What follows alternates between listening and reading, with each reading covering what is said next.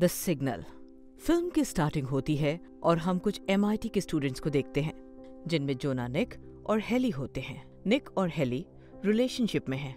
निक की हालत अभी कुछ ठीक नहीं है, क्योंकि वो बिना बैसाखी के चल नहीं सकता है, लेकिन पहले वो बिल्कुल ठीक था। उसकी ऐसी हालत का कारण आपको बाद में पता चलेगा। आखिर ऐसा उसके साथ क्या हुआ जो वो ऐसा हो गया। खैर, ये तीनों लोग एक कार में होते हैं। दरअसल ये लोग कैलिफोर्निया जा रहे थे, क्योंकि हेली को वहां शिफ्ट होना था अपनी पढ़ाई के लिए। इसलिए निक और जोना उसे छोड़ने जा रहे थे। बाद में वो एक होटल पर रूम लेकर वहीं रुकते हैं। रात में निक के मोबाइल पर एक नोमाद नाम के आदमी का मैसेज आता है। ये देखकर निक तुरंत जोना को जगाता है। दरअसल नोमाद एक हैकर है। वो लोग उससे बातें करने लगते हैं और इनकी बातों से हमें पता चलता है कि नोमाद ने एक बार MIT के सर्वर को हैक कर लिया था, जिसका इल्जाम इनके ऊपर आ गया था, लेकिन ये किसी तरह बच गए थे और उसके बाद से ही नोमाद इनका दुश्मन बन गया है। नोमाद से बात करते हुए ये उससे उस बारे में बात करते हैं, लेकिन नोमाद को इनकी बातें अच्छी नहीं लगती। इसीलिए वो हेली का लैपटॉप हैक कर लेता है और इन्हें परेशान करता है। जोना अपना दिमाग चलाता है और नोमाद की लोकेशन ट्रेस करता है। अभी वो नेवादा में होते हैं और ये जानकर दोनों खुश होते हैं, क्योंकि नेवादा उनके रास्ते में ही होता है। सुबह होते ही वो लोग वहाँ के लिए निकल जाते हैं। रास्ते में वो थोड़ी देर के लिए रुकते हैं। निक उनके लिए कॉफी लेने जाता है।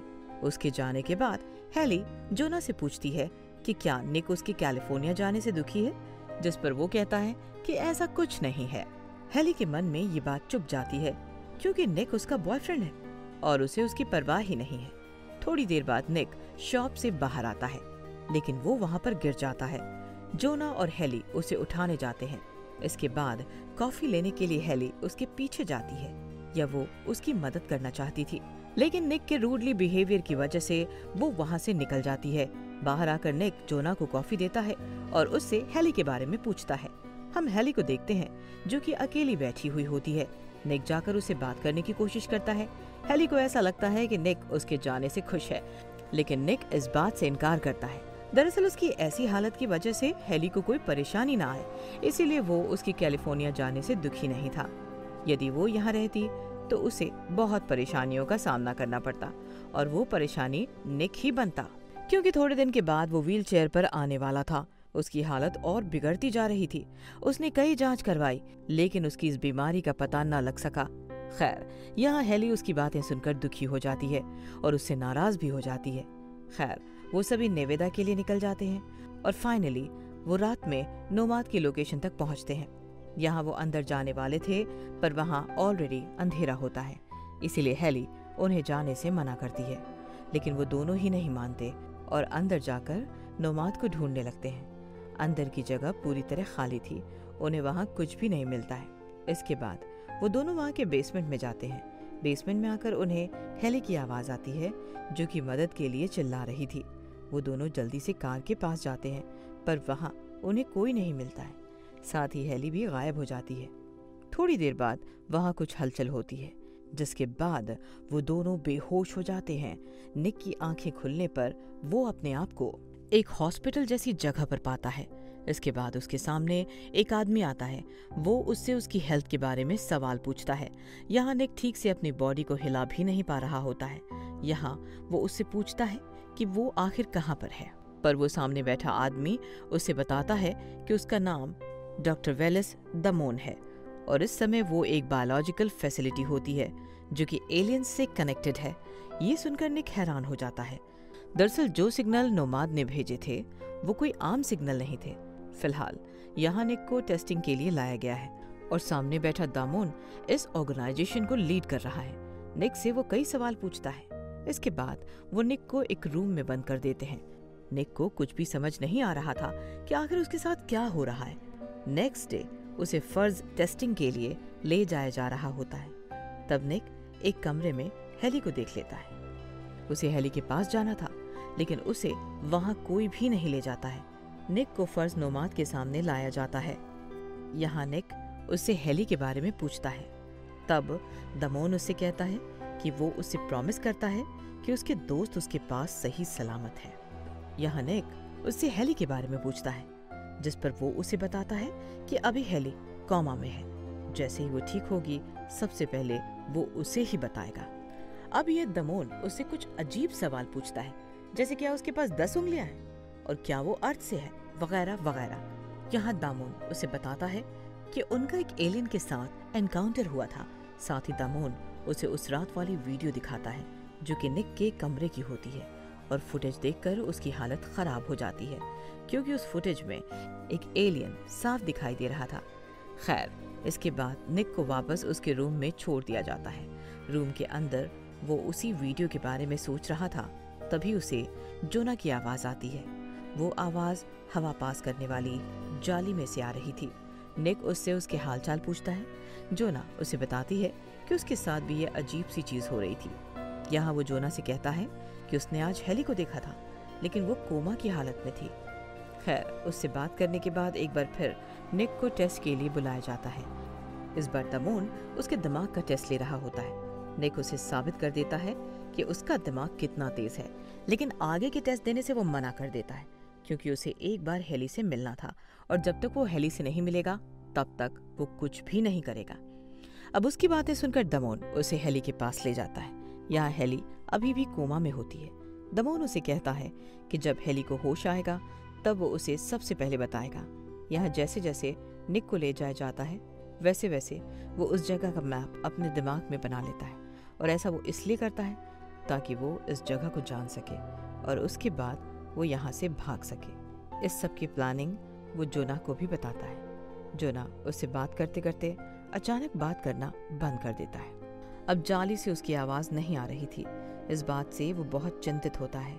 खैर, सीन चेंज होता है और हम दूसरी तरफ एक गाय को देख पाते हैं जिसके साथ वो लोग एक एक्सपेरिमेंट कर रहे होते हैं। लेकिन तभी वहाँ कुछ बड़ी हलचल होती है जिससे वो गाय चुप हो जाती है। अब वहाँ अनाउंसमेंट होती है कि कोई यहाँ से भाग चुका है। इसके बाद निक को टेस्ट के लिए ले जाया जाता है। रास्ते में जाते वक्त निक दीवार पर कुछ स्केचेस देखता है। शायद वो उसी भागे हुए चीज ने किया है। यहाँ निक को दामोन के सामने लाया जाता है। यहाँ वो दामोन से जोना की बातों को छेड़ता है और उसे बताता है कि उसका दोस्त उससे उस जाली की मदद से बातें करता था और अब उसकी आवाज आनी ही बंद हो गई है। ये सुनकर दामोन उससे कहता है कि उसे उन दोनों के अलावा तीसरा कोई भी नहीं मिला था। इसका मतलब जोना यहाँ कभी था ही नहीं। दामोन की बातें सुनकर निक को विश्वास नहीं होता है क्योंकि वो तो पूरे दिन उसी से बात किया करता था। लेकिन दामोन इस बात से इनकार कर देता है और ये बातें सुनकर तो निक का भी दिमाग खराब हो जाता है। खैर, इसके बाद निक को दोबारा ले जाया जाता है, लेकिन इस बार मौका देखकर निक अपने व्हीलचेयर पर हेली का बेड बांध लेता है और वहां से वो भागने की कोशिश करता है। धीरे धीरे वो सभी डॉक्टर से बचे जा रहा था, लेकिन आखिर में वो पकड़ा जाता है। फिर हम उसके और हेली के कुछ पलों को देख पाते हैं जब वो साथ थे, जब निक बिल्कुल ठीक हुआ करता था। इसके बाद निक की आंखें खुलती है। वो अपने आप को हेली के बगल में पाता है। उसे पास देखकर वो बहुत खुश होता है और अब तो हेली भी जाग गई थी। यहाँ वो हेली से उसका हाल पूछता है, जिसके बाद हेली कहती है कि वो बिल्कुल ठीक महसूस कर रही है।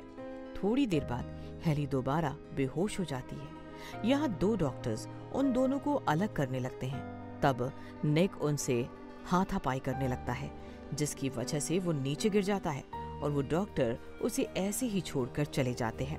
अब यहाँ निक अपने पैरों से कपड़ा हटाता है और वो शॉक्ड रह जाता है क्योंकि उसके पैरों की जगह उन लोगों ने रोबोटिक पैर लगाए हुए थे। ये देखकर वो बहुत डर जाता है। वो लोग एक मिरर की मदद से उसे देख रहे होते हैं। यहाँ निक उनसे मदद मांगता है पर कोई उसकी मदद नहीं करता। फिर निक खुद ही कोशिश करने लगता है अपने पैरों पर चलने की। फिर फाइनली वो अपने पैरों पर खड़ा होकर चलने लगता है। अब इसके बाद निक उस जगह का दरवाजा तोड़ता है और वहां से भाग निकलता है। वो आगे बढ़कर एक लिफ्ट में आता है। तब उसके पीछे दामोन भी आता है। वो उसे ऐसा करने से मना करता है क्योंकि उसके मुताबिक वहां बाहर की ओर काफी खतरा था। लेकिन निक नहीं मानता और वहां से भाग निकलता है। वो एक पाइप की मदद से वहां से बाहर निकलता है। इसके पश्चात हेली को भी होश आ जाता है और हेली और निक साथ में जाते हैं। वो एक रेगिस्तान जैसी जगह पर होते हैं। उन्हें एक ओल्ड लेडी लिफ्ट देती है। निक उस ओल्ड लेडी से पूछता है कि वो कहाँ है, पर उस लेडी को कुछ भी नहीं पता होता है। साथ ही वो बहुत पहले की तरह बिहेव कर रही थी। निक उसे कहता है कि वो उसे गैस स्टेशन पर छोड़ दे। तब वो लेडी बिल्कुल ऐसा ही करती है। गैस स्टेशन पर जाने से पहले वो हेली को एक ट्रक पर बैठाता है। इसके बाद वो अंदर मदद के लिए जाता है। तभी उस ट्रक को एक ड्राइवर वहां से ले जाता है। तब निक उसका पीछा करता है और उसे ट्रक देखने को कहता है, लेकिन वो ट्रक नहीं रोकते हैं। फिर निक को रियलाइज होता है कि उसके पैरों में बहुत ताकत है, इसीलिए वो उन पैरों की मदद से बहुत तेज भागता है और वो उस ट्रक को रुकवा लेता है और खुद उस ट्रक को लेकर वहां से निकल जाता है। रास्ते में हेली उससे उसके पैरों के बारे में पूछती है, लेकिन उसे खुद नहीं पता था कि उसके साथ हुआ क्या। यह वो हेली से पूछता है कि क्या वो ठीक है, जिस पर हेली कहती है कि वो बिल्कुल ठीक है। बातों ही बातों में डेड एंड आ जाता है। आगे जाने का बिल्कुल भी रास्ता नहीं होता है। इधर दूसरी तरफ दामोन अपने साथियों और पुलिस के साथ उन्हें ढूंढ रहा होता है। तब वो उसी ओल्ड लेडी के पास जाता है और उसे वो पूछताछ के लिए अपने साथ ले आया है। वो उससे पूछताछ करता है, लेकिन वो लेडी उसे ठीक से जवाब ही नहीं देती है। वो पहले की तरह हरकतें करती है, जिससे दामोन का भी दिमाग खराब हो जाता है और वो अपनी पिस्टल निकाल लेता है। दूसरी तरफ उन दोनों को एक घर मिलता है जहां वो छानबीन करने लगते हैं। तब उन्हें वहां एक मैप मिलता है और ये मैप बहुत अजीब होता है, इसलिए वो कुछ भी समझ नहीं पाते हैं। निक उस मैप को जोर डालकर समझने की कोशिश करता है, लेकिन कोई फायदा नहीं होता है। इसके बाद दोनों एक साथ बैठ जाते हैं और बातें करते हैं। यहाँ निक ही अपने आप को जिम्मेदार मान रहा होता है, क्योंकि उसने ही नोमाद का पीछा किया था और उसकी वजह से वो सब यहाँ फंसे हैं। अब सीन रात में शिफ्ट होता है और रात में निक को कुछ आवाज आती है, जिसे सुनकर वो हेली को अंदर ले जाता है। अंदर उसे जोना मिलता है, जो कि सही सलामत था। यहाँ जोना और निक मिलकर बहुत खुश होते हैं। जोना निक को बताता है कि उन सभी के हाथों पर कोड लिखे हुए हैं। अगर उन कोड को वो आपस में जोड़ते हैं तो 51 होता है, जिसका मतलब वो लोग एरिया 51 में हैं। ये सुनकर निक हैरान रह जाता है।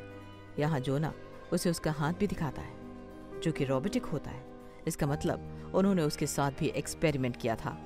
यहाँ हेली को सुलाते हुए निक हेली के बैग पर एक निशान देखता है, जिसका मतलब जरूर उन्होंने हेली के साथ कोई न कोई एक्सपेरिमेंट किया है।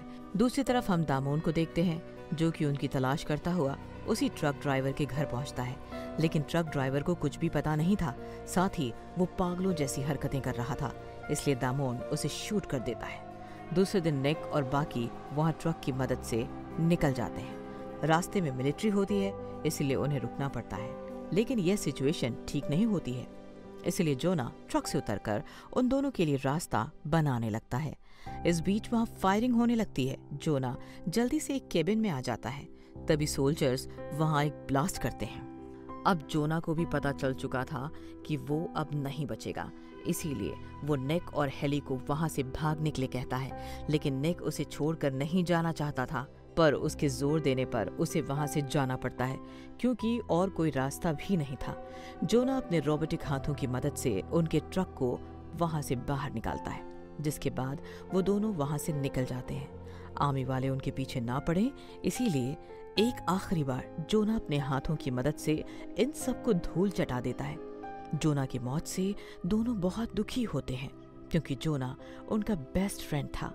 वो लोग आगे बढ़ते हैं, लेकिन आगे दामोन अपने आदमियों के साथ ब्रिज पर खड़ा होता है, पर निक उन्हें देखने के बावजूद ट्रक को नहीं रोकता और पूरी गति के साथ उनकी ओर बढ़ता है। हेली उसे रुकने को कहती है, लेकिन वो नहीं रुकता। तब एक सोल्जर उनके ट्रक के पहिए पर निशाना लगाता है, जिससे उनका ट्रक पलट जाता है और वो दोनों ही घायल हो जाते हैं। इसके बाद हेली को हेलीकॉप्टर से ले जाया जाता है। यहाँ दामोन उनके सामने ही खड़ा था। निक दामोन के नाम को गौर से देखता है। निक उसे नोमाद नाम से बुलाता है। दरअसल दामोन ही नोमाद होता है और इस बात को वो एक्सेप्ट कर लेता है कि वो ही नोमाद है और वो ही उन्हें यहाँ तक लाया था, ताकि वो उन पर एक्सपेरिमेंट कर सके और एलियन टेक्नोलॉजी को इनके साथ जोड़ सके। अब ये सुनकर निक को बहुत गुस्सा आता है और वो अपनी फुल ताकत से भागता है और उसकी स्पीड बहुत तेज होती है। वो ब्रिज को पार करते हुए आगे बढ़ता है। तभी वो एक अदृश्य कांच की दीवार को तोड़कर उसके अंदर घुस जाता है। अंदर आकर हैरान हो जाता है क्योंकि उस कांच की दीवार के पीछे अंतरिक्ष होता है। दरअसल इतनी देर से ये लोग अंतरिक्ष में थे और जितना भी अब तक हमने देखा वो एक एलियन शिप था। और अब यहाँ नोमाद अपनी असली बॉडी उसे दिखाता है, जो कि आधी एलियन थी और आधी इंसान। ये देखकर निक हैरान हो जाता है और यहाँ ये मूवी एंड हो जाती है। तो ये फिल्म अपने पीछे बहुत सारे सवाल छोड़ जाती है कि जैसे ये एलियन कहाँ से आए थे, इनका खास मकसद क्या था। इस फिल्म में यही दिखाया गया है कि इनको इंसानों को सिर्फ एलियन टेक्नोलॉजी के साथ एक्सपेरिमेंट करना था। बाकी आपकी क्या राय है इस फिल्म के बारे में, कमेंट करके जरूर बताइएगा।